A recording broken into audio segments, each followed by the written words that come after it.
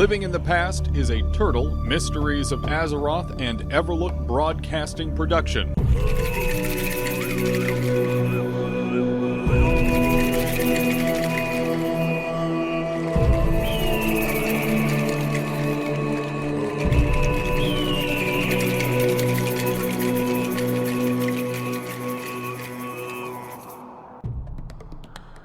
This is Living in the Past, your Everlook Broadcasting Company weekly show about all things Turtle, Mysteries of Azeroth. Today is Friday, December 15th, 2023, and I'm Dan, your host for the next hour.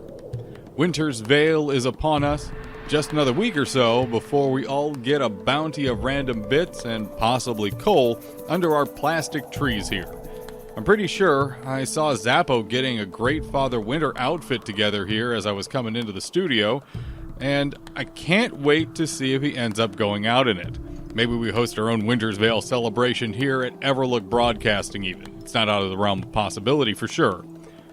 We have plenty to talk about today, and some incredible tracks that are going to be stuck in your head at least through the new year. So let's outline the show here for today. In our first segment here, we'll be reviewing the finalized patch notes for 1.17.1, now scheduled for a December 20th launch here on Turtle. I'd like to highlight some of the fantastic events from this week as well here on Turtle, and we're going to talk about gearing and stat priority in the age of Turtle Mysteries of Azeroth. I said that plenty of times there. For the music today, the second half of the red and green combo for the holidays. It's time. And to make good on the green like I promised last week, we're opening up an Irish six-pack tonight. Just like back on Downtime Down Under for those that remember it. Flogging Molly and Dropkick Murphys both have their own connections to being Irish in their own ways. And we're going to appreciate them and a few other bands tonight that share the same spirit of Dublin pride.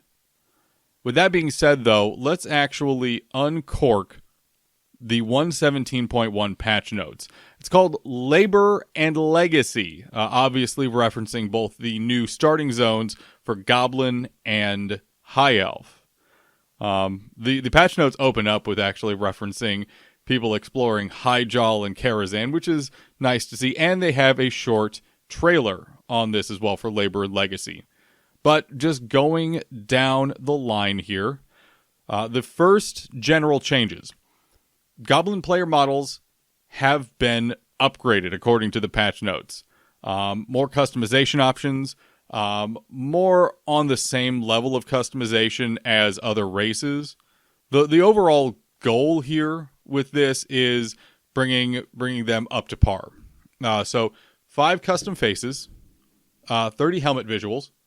Mostly error fixes. There's some funny. So playing a Goblin Warrior, there's some humorous hats that you can toss on your head, most of which don't work perfectly. So it sounds like they've gone through and actually fixed all of these. Different cast animations have also been fixed, which is good to hear. And weapon sheathing problems. If you're a Goblin Warrior or Rogue, you will have seen this, that for some reason your weapons either like to switch places or don't always come out appropriately. It sounds like these have also been fixed. So good news across the board for all of us Goblin players. It sounds like Turtle has actually gone through and fixed a lot of the customization and visual issues we have had to deal with. So excited for that.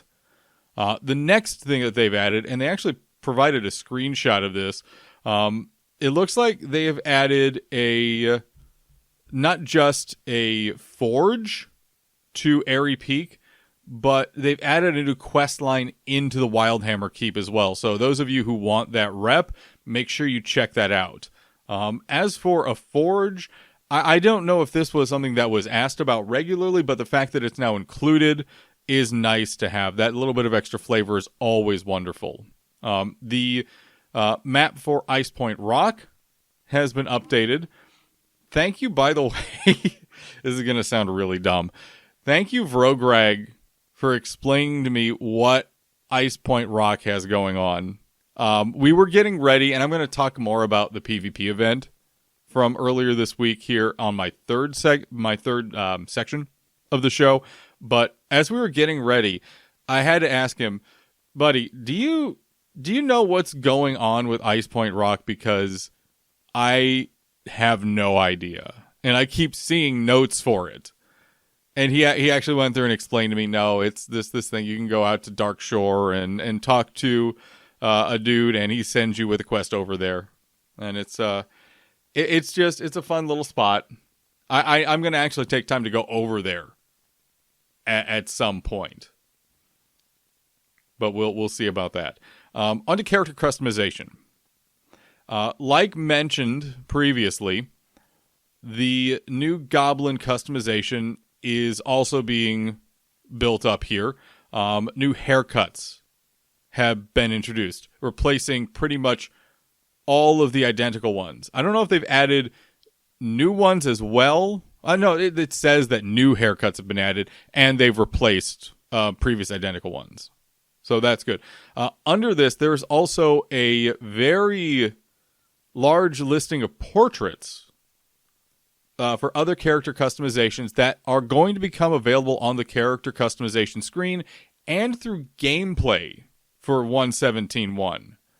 This is something I'm interested about because this is more of a retail idea, but it's being built into more of like a classic style from the sounds of it. But character customization being unlocked through gameplay for 1.17.1. I'm curious how that is going to work because some of these character customizations look very interesting.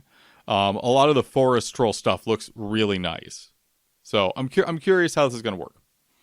Next up, we have new transportation routes. First, I'm actually going to go in reverse order here. The flight path from Alathalas to Light's Hope Chapel is back for Alliance. Thank God.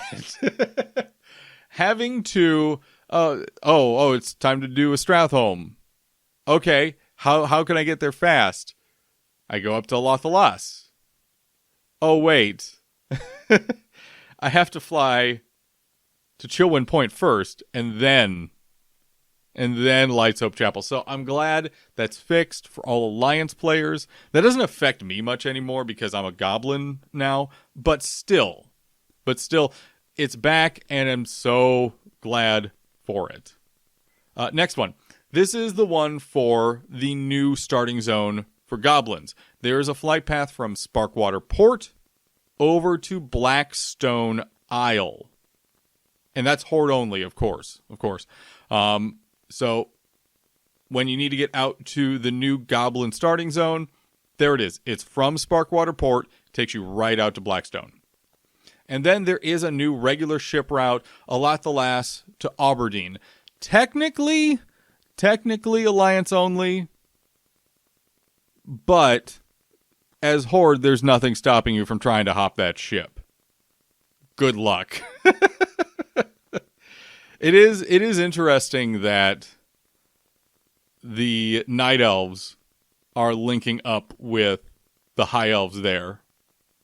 Certainly, and for those that have done the quest lines as Night Elves to bring the High Elves into the Alliance, I shouldn't say as Night Elves. It's open to everyone, but I played a Night Elf doing it. It was interesting seeing some of the dialogue that was written and how they're kind of reincorporating the Night Elves and High Elves in a society together. Like, they're not reunifying the society in any way, but they're interacting with each other on a similar level again, which, if you know Night Elves, they don't always agree. But speaking of High Elves, next point. There is the new starting zones for both the High Elves and the Goblins.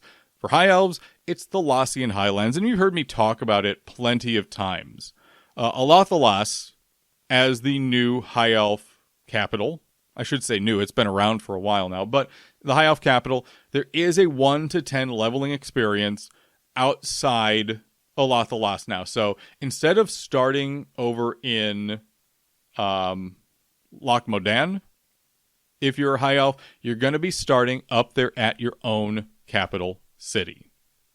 Also, important to note, any high elves below level 10 in the Farstrider Lodge will be automatically moved to the Thalassian Highlands when the patch is released. And again, that's on December 20th. So keep that in mind. If you have an alt or a character over in Loch Modan, in Farstrider Lodge, that is below level 10, it'll automatically be moved up to Thalassian Highlands. You don't need to, try to ship it off or have a mage port you up there.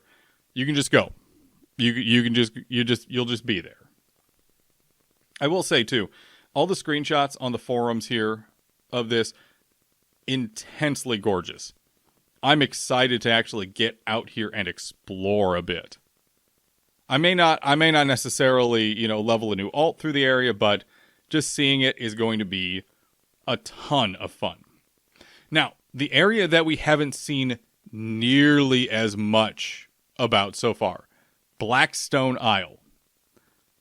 This is going to be the new starting zone for the Durotar Labor Union, or the Goblin faction that we have. The Durotar Labor Union have taken over, after they have gotten away from the Venture Company, this resource-rich island off the coast of Durotar. Now, the leveling process isn't going to be you just exploiting these resources. It's also you moving up the chain and trying to get out from under the thumb of the Durotar Labor Union and claiming your own kind of manifest destiny, so to speak. Also, just like with the Thalassian Highlands and Loch Modan and moving all the characters over, any goblins that are in the Venture camp will be automatically moved to the Blackstone Island when the patch is released again on December 20th. So keep that in mind. They're also aiming for a solid 1 to 10 leveling experience with this zone. So look forward to exploring the bleakness and the exploitative nature of Blackstone Isle when it releases. Also, the the Turtle folks were eager enough to include Zappo's little message for the Durotar Labor Union on this post as well. That's interesting.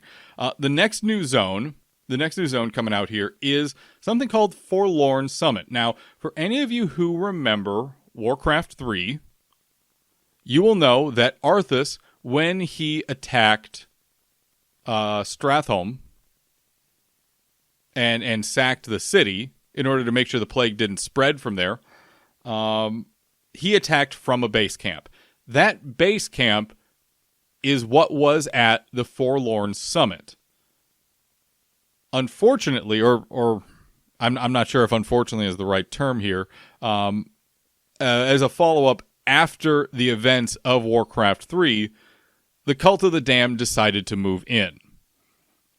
Supposedly, Kel'Thuzad's necromantic acolytes are up there working on a couple things.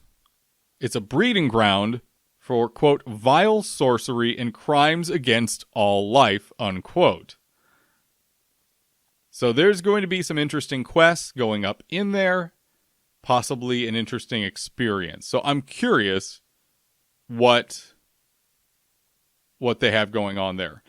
Next up here, the previous Venture camp that was used for the Goblin starting zone, or the original one that we have now, that's soon to be defunct, is going to open up to the general world, and there's going to be the valley to explore as it is, or rather, I'm not sure if I can say as it is, because there may be new quests there.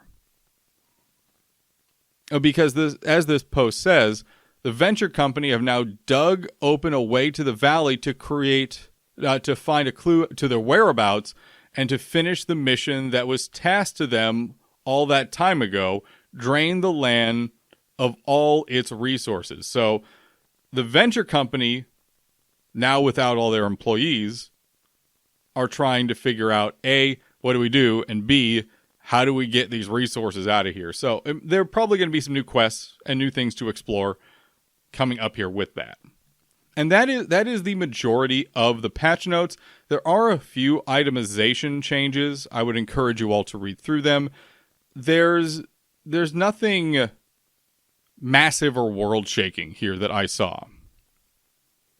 There is a couple things. The Staff of Karaji Prophets now adds 3 spell hit when its effect is procced instead of 50 spell penetration, but its proc chance has been reduced from 25% to 15%. I don't know how much good that extra 3% spell hit if you're already doing AQ40 is going to be. I feel like the 50 spell penetration might be more useful. That is kind of unfortunate. But overall, there are some changes here. I am glad to see Emerald Sanctum's loot being bumped up slightly because honestly, some of it felt a little underpowered for how difficult, especially hard mode was. It didn't feel like it was worth the challenge. There's a few other changes here, but the big thing I want to point out with the itemization changes, originally we were hoping 1.17.1 was going to have the alternative tier sets, and that was the plan. That has been removed. We're not getting that for a little bit now. I did ask about that in our private communications with the devs, and I'm not going to talk about that just yet. But what I will say is for our next show, on the 29th, I would like to have some more official comments on plans as to when the alternative tier sets are going to happen, because there's a few other road bumps that need to be handled before that happens, and I want to provide that information to you all. But because I didn't ask beforehand if I could talk about that, I'm going to hold off on those comments for right now. And for our show here on the 29th of December, I'd like to have some more official statements on what the plan is for those alternative tier sets. I'm excited about them. I know a lot of people are excited about them. I want to know more about when the plan for them is going to really engage those gears.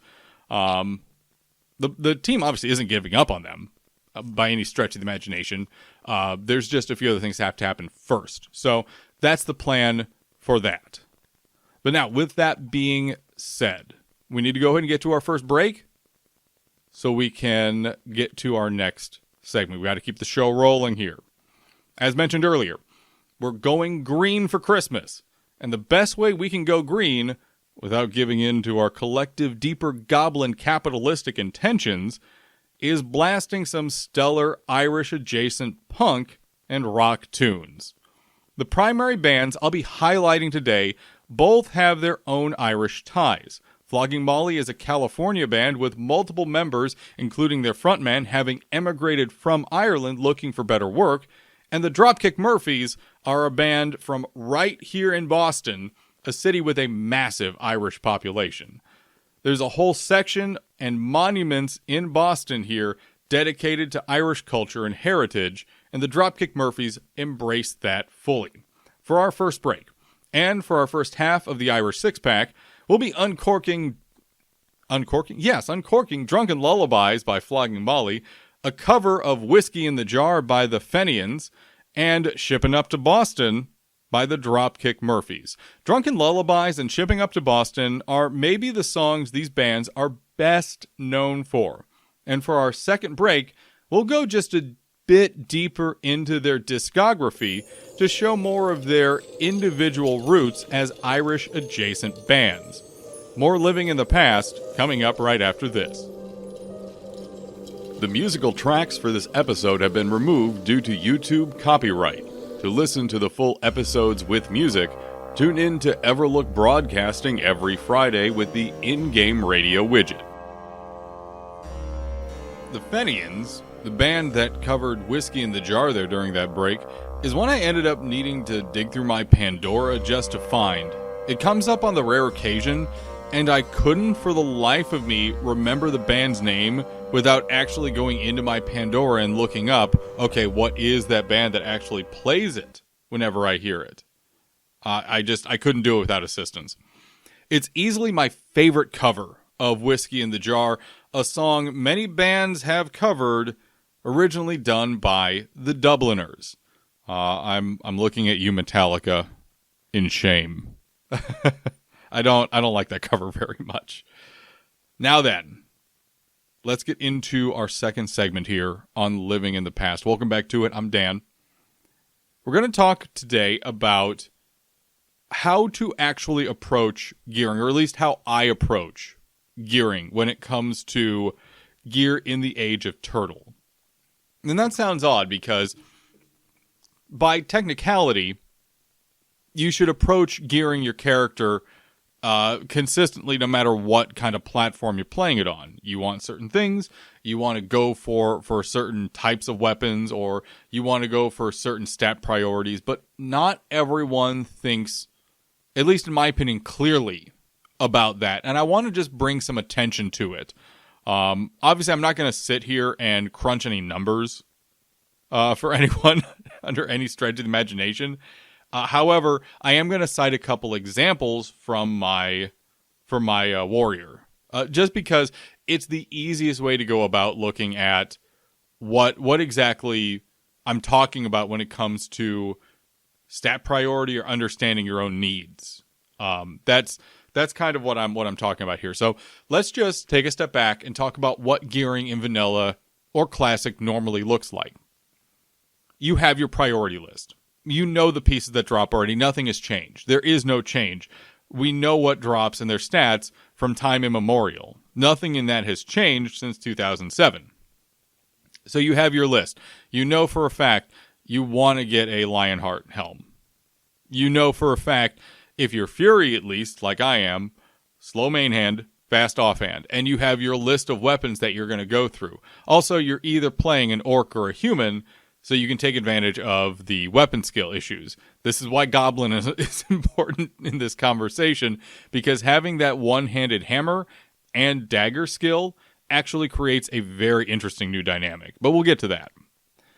Also, when you're gearing normally during vanilla, you're generally going through that priority list either one by one or section by section. Okay, I know I need this stuff out of Molten Core and the 20-mans. I need this stuff out of Onyxia and Blackwing Lair. I need this stuff for Encourage, and I need this stuff for Nax. Beyond the obvious, stat priority needs, there are some oddball needs. If you're a tank, or if you're most of us, honestly, you need fire resist in some way. You need your Onyxia Scale Cloak. If you're going into AQ40, you need your frost weapons, no matter what that entails. Cold Rage daggers are always in high demand. That kind of thing. You have your set lists. You don't deviate from those lists because we've already done the math on them. The math doesn't need to be done again. It's set in stone. And that goes for any server that's running a vanilla or classic style script. There is experimentation that you have, and there's certainly methods of gearing and specs that don't follow the norm. But again, nothing is being added in that we don't know about already. It's all in there. So there is no new math being involved. And that's kind of where the difference for Turtle comes in. Because you have not only new instances, Karazhan, Emerald Sanctum, you have new drops or adjusted drops for gear and items in the current raid, I would say raid economy, almost. That's not the proper term to use, but you get my drift. You have items with different stats. Suddenly, not only is there a plate helmet in Karazhan that has hit on it, but the helmet off of Veil has hit on it as well, and immensely good stat ranges. Suddenly, again, using Fury as an example, you look at Lionheart and think, why am I spending money on this? And certainly, if you're going from okay, I'm in leveling greens and blues, to, okay, I need to be ready to go for a raid, buying a Lionheart helm is not a bad idea. It still gives you an abundance of stats that you do need. However, it's also been changed. And you prioritize those stats on it differently than what you normally would in a vanilla or classic environment. Suddenly, you can't just look at, okay, these are the items I normally get. I'm just going to pick up these items and not think about it. You have to think about it now. That is required. And the other issue that comes into play is because items have been changed or adjusted, you have to do the math yourself. You have to sim. You have to understand exactly what your needs are as a character and how you reach those needs, how you complete those needs in order to function in a raid environment. Again, the raiders in this are going to sit and think, yes, of course, but this isn't obvious for everyone. This is a very important thing to talk about because you need to, instead of looking at the pieces of gear you normally get, you need to look at your stat priorities and understand exactly where you need to meet them. And you also must sim. You must run your simulations. You must do the math on things. There's some really good examples of this. And I'm going to use again one from my Fury Warrior background. With weapon skill, you need 5% hit. If you don't have the appropriate weapon skill for the weapons you're using, chunk that up heavier. Now that's your minimum. However, for anyone who has done long-term raiding as a melee, you understand that the maximum amount of crit that you can utilize, if you're just hitting the bare minimum for hit rating, is around 34%. It's in there somewhere. It's not exactly 34, it's actually a little more than 34, but you get the idea. So, if you're getting full raid buffs in Naxxramas or AQ40, and I mean full raid buffs, you're surpassing that level of crit, most likely.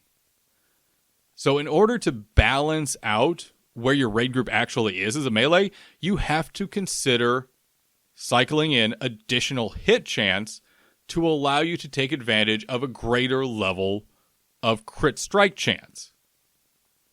It's odd to think about, but again, this is just how the internal math for World of Warcraft functions, specifically for melee. Casters have different nuances and different issues that they have to kind of juggle with. Shadow Priests in particular don't necessarily need to hit that full 16% hit. However, you have to pump up your spell power. Spell power is the only real mechanic that you have to do better in raids. And it's weird. And again, talking with the developer from a month or so ago, hearing that other mechanics for characters are being looked at was very satisfying to hear. So I hope that does happen, and we get more of these nuanced issues and nuanced complications and nuanced mechanics that we have to think about.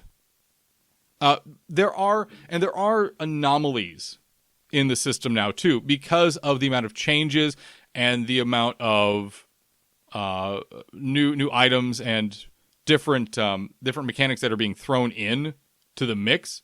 You have anomalies that come up. And again, I'm going to use one from my Goblin Warrior. The main hand I have right now is, of course, a sand-polished hammer. Any warrior who is human or goblin is going to be using the sand-polished hammer for a very long time. A very long time. A solid main hand weapon. For some reason, simming, the dagger out of ZG off of Hakar is actually stronger for me than almost anything there is before AQ40, which sounds weird because you wouldn't expect both of my best in slot weapons before AQ40 to come out of 20-mans. However, because of where the stats are on that dagger in particular compared to other daggers that are available, Even something like Perdition's Blade doesn't sim quite as well, which doesn't make a lot of sense because you would want to go for the weapon that is providing you not only the best damage per attack, but also the best DPS. But there are stat differences that also have to be considered now. Do your sims, watch for anomalies. Because again, maybe I switch in gear that has more crit on it on a regular basis, and suddenly that offhand dagger isn't simming as well because I don't need that crit on it. I don't need that specific stat on it, and it's not going to sim as well because of that. So very important to think about that. And more than anything else, and I'm going to close this segment on this, don't be afraid of when the math gets funny. Understand what your character needs. Watch for those anomalies. Do your best to manage your stats in particular. Don't manage your gear, manage your stats. The gear is what's carrying the stats, but the gear is secondary compared to what the actual stats on it are. For example, a lot of melee will go for the armor pen on shoulders. Not only is that being nerfed, but even in its unnerfed state, at least for Fury Warriors, you go for the attack speed. The attack speed is what helps you scale that much better and that much stronger.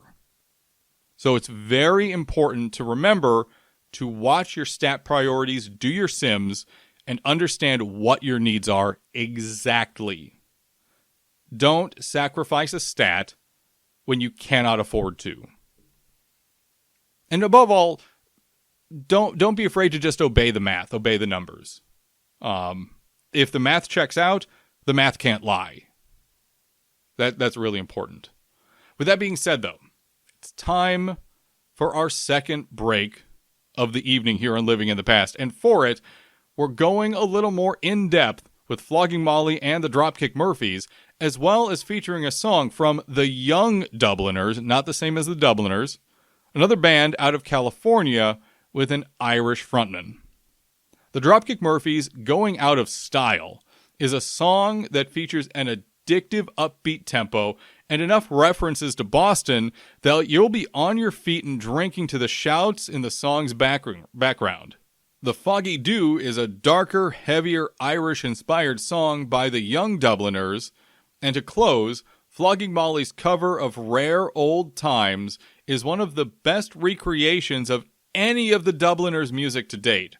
Its older spirit so effectively conveyed into today's style of music with Flogging Molly's cover of it. When we come back, let's talk about some of the fun events that have been going on this week here on Turtle, scheduling, and to wrap up the broadcast right after this. The musical tracks for this episode have been removed due to YouTube copyright. To listen to the full episodes with music, tune in to Everlook Broadcasting every Friday with the in-game radio widget. Welcome back to the broadcast. You're listening to Living in the Past. Good afternoon and good evening to all of you. It is December 15th. As a reminder, there will not be a show next week. I'm taking a little bit of time off. I know I mentioned that previously in the last show, but just to remind you all, there will not be a December 22nd Living in the Past. We will pick the show back up on December 28th to close the year out. We're going to talk about some goals, some possible ways to set mile markers for you as a player coming up here in the next year. But that's going to be for the next show. I almost said next week's show. Not next week's show. 28th. There we go. With that being said, though, we do have a couple things I want to highlight here before we need to go ahead and close up shop here on the broadcast for this evening. The first thing I wanted to actually mention is I had an absolute stellar time with Rograg helping host his Class War PvP event. For those that didn't see it, earlier in this week, I think it was actually on the weekend, last weekend, Vrograg got a ton of people together and put them all up against each other, first by class. So all the warriors had it out, all the hunters had it out, and one by one, we kind of whittled down who was the best of their own class. And then we took all of those best-in-class folks and tossed them in the arena together to see which class would come up the strongest. And in a surprise to at least a few folks, I think it surprised a few folks, Rogue did come out on top. Kind of let other people do the work for him, and then struck when appropriate. It went really well. It was a ton of fun. It was a huge event. There were so many people crowded up in the arena, down in Gurubashi Arena. It was really nice to see. So props to Vrograg and all of his support staff there. Everyone who helped out. There were a few folks who assisted, and all the participants, great time, stellar time. I would love to see Vrograg host more of these in the near future. Obviously, it takes a lot of time and effort to get these organized, but I certainly think stuff like this is a big positive addition to the turtle community and the server. In addition to that, on Wednesday of this week, we tried something new here on the radio where we did a little trivia. We had a little bit of a trivia night. I prepared 3 categories of trivia, and somehow we only got through one. We only got through one category. We did a lot of chatter, and it was a ton of fun. We only spent about an hour on it, but it seemed like you all had a pretty good time trying to figure out some fun trivia. Next time, I'd like to do them once a month. Now, the first thing I have to do in order to do that is figure out what was causing the microphone issues in Mix. Mix is the software we use to do things live on the server. For those that don't know, this isn't quite live. I'm recording this about 3:30 right now, here on the day of recording. So you guys are going to hear all this in about an hour and a half. But it's not live because I like to polish it up. I like to make sure the audio is good, edited, etc. However, the audio on my microphone through Mix, there were definitely some issues. So that's one thing I need to work out before we do that again. But I would like to do it monthly. And in addition to doing it monthly on the radio, I would like to actually offer prizes. Now that we know that people are interested in the format, let's actually see if we can put some prizes behind trivia.